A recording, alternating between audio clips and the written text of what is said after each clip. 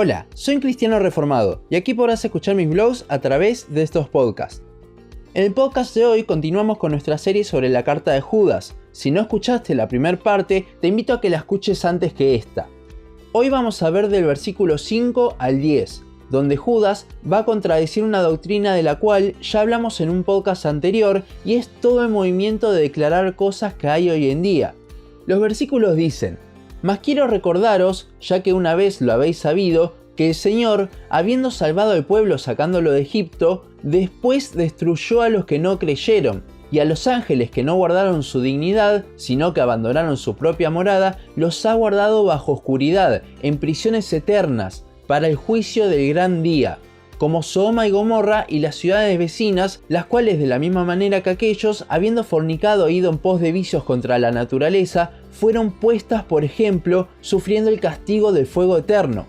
No obstante, de la misma manera, también estos soñadores mancillan la carne, rechazan la autoridad y blasfeman de las potestades superiores.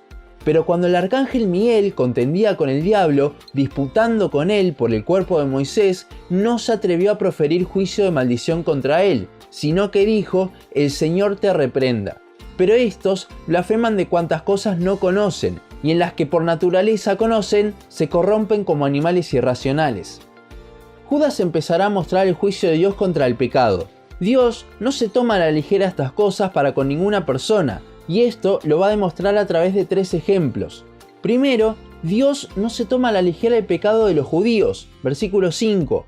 Aquí va a hacer referencia a cuando Israel estaba en el desierto y en repetidas ocasiones los judíos no creyeron en Dios, murmurando y desconfiando. Con lo cual, Dios eliminó a esa generación en el desierto sin llegar a ver la tierra prometida. Incluso en pecados específicos de apostasía, Dios llegó a hacer que la tierra se trague personas. Número 16, la rebelión de Coré. El segundo ejemplo es que Dios no se toma a la ligera el pecado de los ángeles.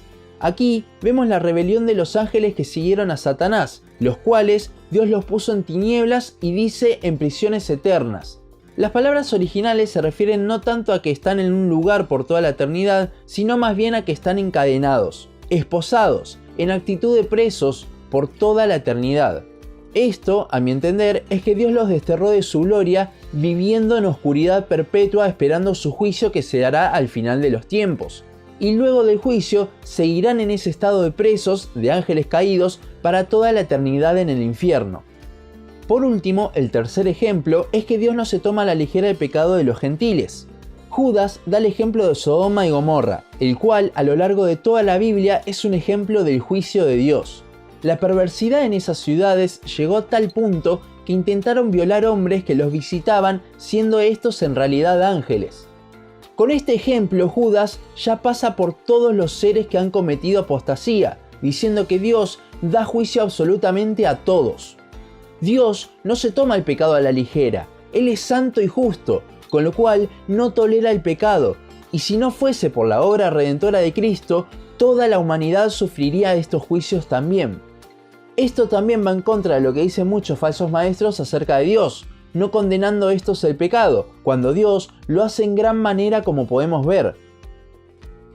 A partir del versículo 8, Judas muestra cómo a los falsos maestros no les importa la justicia de Dios. A esto se refiere cuando empieza el versículo 8 diciendo no obstante. Judas a los falsos maestros los llama soñadores, ya que viven en una ilusión de Dios que no es real, y a continuación da 3 características de estos. Primero, dice que mancillan la carne. Esto se refiere a una inmoralidad por parte de los falsos maestros, a pesar de que muchas veces se hacen ver como santos. Segundo, dice que rechazan la autoridad. No solo habla de las autoridades gubernamentales, sino, por sobre todo, estos falsos maestros rechazan la autoridad de Cristo y de la Biblia. Los falsos maestros tienen a la Biblia simplemente como una guía y no como una autoridad, y en consecuencia no tienen como autoridad a Dios, autor de la misma.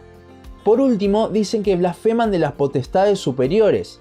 En este último punto, Judas se va a detener y desarrollar por 2 versículos más. El versículo 9 nos cuenta una historia que no la vemos en la Biblia, sino en un libro apócrifo llamado La Asunción de Moisés. Este libro no es parte de la palabra de Dios, ya que tiene errores y con lo cual no fue inspirado, Pero esta historia que nos cuenta podemos decir que es verdadera, ya que el Espíritu, por medio de Judas, la afirma en el versículo 9. Moisés, cuando iba a morir, fue llevado a un lugar lejos del cual nadie supo su ubicación exacta. Allí, el arcángel Miguel, el más importante de todos los ángeles y guardián de Israel, debía sepultarlo. Pero el diablo quería hacerse con ese cuerpo. Se cree que probablemente para usarlo como un ídolo para Israel y hacer caer al pueblo en idolatría una vez más. Ante este ataque de Satanás, dice Judas que Miguel no se animó a proferirle juicio, sino que dijo: "El Señor te reprenda". Judas con esto quiere decir que si ni aún el ángel más poderoso de todos se atrevió a echar al diablo, ¿quiénes somos nosotros los hombres para hacerlo? No tenemos autoridad, la autoridad la tiene Dios, Él es el que controla todo. Pedro habla de lo mismo en 2 de Pedro 2, 10 al 11, que dice: "Atrevidos y contumaces, no temen decir mal de las potestades superiores, mientras que los ángeles, que son mayores en fuerza y en potencia, no pronuncian juicio de maldición contra ellas delante del Señor". Viendo esto, es ilógico que muchos denominados pastores, desde el púlpito, se pongan a reprender a Satanás y a sus demonios. El Señor es el que lo hace, no nosotros. No podemos declarar cosas sobre las cuales no tenemos ninguna autoridad. Cristo es el que tiene toda autoridad, no nosotros. En el versículo 10 de Judas dice que estos falsos maestros se ponen a hablar como si tuviesen autoridad de cosas que no tienen ni idea. Y para finalizar, dice que las cosas que sí tenemos idea, esto es de las cosas morales, ya que todos aprendemos moralmente qué cosas están bien o mal, aún así de estas cosas pervierten esta moralidad y los llama animales irracionales. En conclusión, Dios es santo y poderoso para hacer el juicio que quiera, pero a los falsos maestros esto no les importa y blasfeman creyéndose alguien cuando en realidad somos polvo y al polvo volveremos, contra lo que conocen y lo que no conocen. Debemos tener cuidado con estas doctrinas y estas personas, y a diferencia de los falsos maestros, debemos tener temor de Dios, saber que Él es el que tiene toda autoridad y no nosotros.